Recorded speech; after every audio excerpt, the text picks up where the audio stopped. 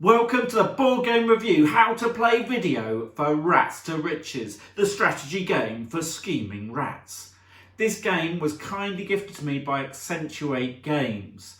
Here in the UK, a gifted game counts as payment, so technically this is an advert for them, although no money has changed hands. If you've visited my review website, www.boardgamereview.co.uk, you'll know how much me and my family have enjoyed playing Rats to Riches.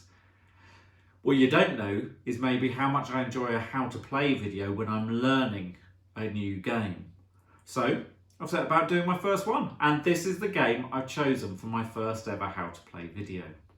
What I don't like about how to play videos are those ones that go on and on and on. So with that in mind, I'm going to try and keep this one as short and sweet as possible whilst teaching the rules.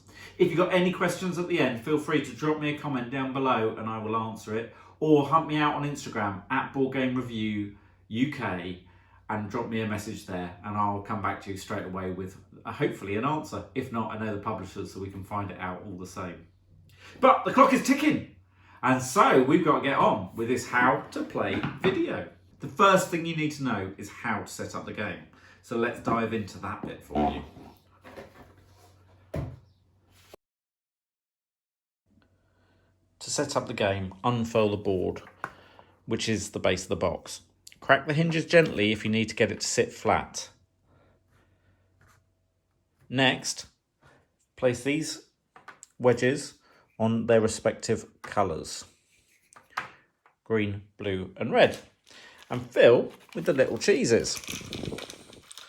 Don't worry, they don't all fit in, but to justify this, pretend they've given you a few spares, so your OCD doesn't go into overdrive. With the cheeses filled, the next thing to introduce you to is the currency of the game, Swindle.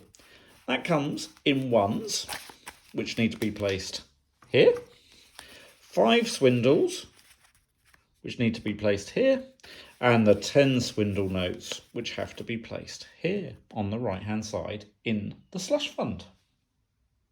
The next thing you'll need to do is position the big cheese token near the board.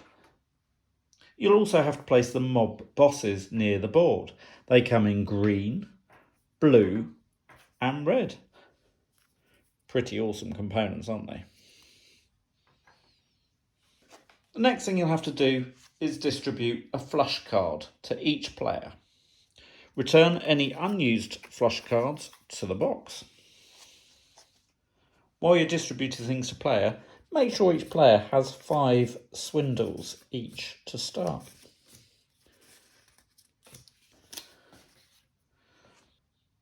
Each player can now choose 3 cheeses, any 3 colours, any combinations. So you might pick 1 green, 1 blue and 1 red.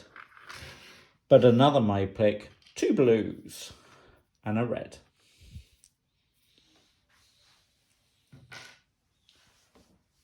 To finish setup, separate the Scrappy Sewer and Supreme Sewer cards. Then place the Supreme Sewer cards on the Rat Pack space and put the Scrappy Sewer cards on top. Each of those should be shuffled before placing. Turn the top 3 cards over and place them on the open sewer.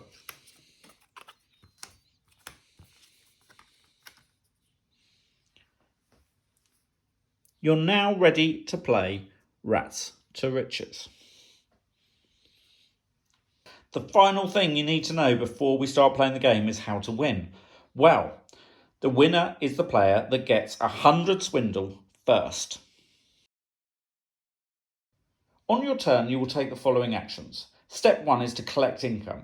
As the game progresses, some of the cards in front of you will have a plus symbol with a number on it. This is what you gain in income at the start of your turn. On your first go, the slush card gains you 2 income. So you will take 2 swindle from the slush fund. As the game progresses, you will probably gain more at the start of subsequent turns. Step 2, buy and or use cards. The cards in the open sewer are available to buy. The cost of the card is in the bottom right corner of each card. If you have the required cheese or money, you can buy it. Pay for your purchase by returning the cheese or money back to the supply and take the card.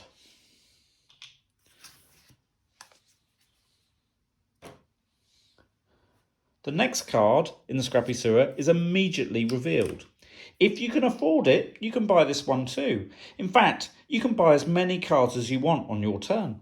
So, for a blue cheese, this player can also buy the pipe. And another pipe.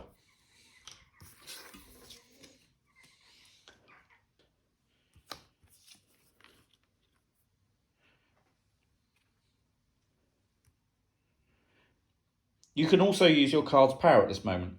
If you do, carry out its effect and then discard it to the cesspit.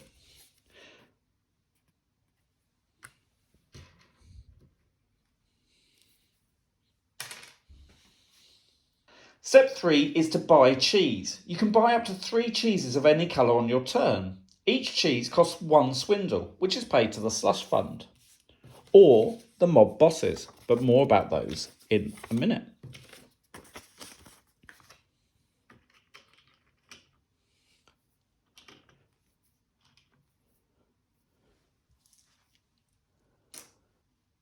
Play continues with each player following those steps in a clockwise direction, until it comes back to the player who went first, thus completing a round.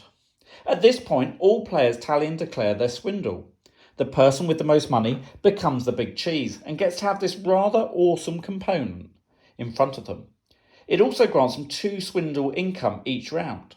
Now, I tend to award this when awarding the big cheese component, as it's easy to forget otherwise. If players are tied for swindle, the big cheese is not allocated and no one gets the benefit of him. Let's look at the different types of card that you're going to encounter during the game. The first is the flush card. Just because you got this at the start doesn't mean it's not a great card. In fact, it's one of the most powerful, so use it wisely. The flush card allows you to take any card from the open sewer, even if you can't afford it. Not only that, but once you've made your choice, the other cards all go to the cesspit, and you get to draw 3 new cards from the Rat Pack. Up next are the green cards. These enterprises cost between 1 and 3 green cheeses and grant income of 2, 4 and 6 accordingly. They've got great names too. I mean, for example, who wouldn't want to own the company Feta Frigates LLC, which, because of the number here, grants you 2 more swindle on your turn when claiming income. The red cards are what the game describes as opportunity. That is usually an opportunity to nobble a fellow player and give the game its take that element. They are purchased with 1, 2 or 3 red cheeses. For example, this Super Snatch card costs 2 red cheeses as indicated here. You can hang on to this or use it immediately to swipe 1 card from another player. Even something like a flush card. It's a bit nasty, I grant you, but it's also lots of fun, especially if they're the big cheese. Blue cards are pipes. These cost 1, 2 or 3 cheeses. Be sure to notice that some cards have more than 1 pipe on. They have a value in swindle. When you cash them in, they are worth their value squared. So for example, if I had these 2 cards, they would be worth 3 times 3, 9 swindle. But if you can get 10 pipes, 10 times 10 is 100 swindle, and you would win the game. Don't underestimate the pipes. Purple cards are career cards and always cost 3 cheeses. That is, unless you get the purple partisan, because this allows you to buy purple cards with any 2 cheese. They don't have to match what's here. Otherwise, you're going to be paying 3 cheeses for every purple card. These grant unique lasting benefits and can be quite powerful. These also dictate the mob bosses. But you're still going to have to wait before I tell you about those. So that's all the cards you will encounter in the Scrappy Sewer. But when you hit the Supreme Sewer cards, the game ramps up a gear with more powerful cards and 2 further colours. With the right planning in the Scrappy Sewer and a little bit of luck, any player can win on their turn in the Supreme Sewer. So in the Supreme Sewer, you may encounter yellow cards. These are event cards, and when turned over, usually affect all rats immediately. Carry out its action and send it to the cesspit, replacing it with the top card of the rat pack like usual.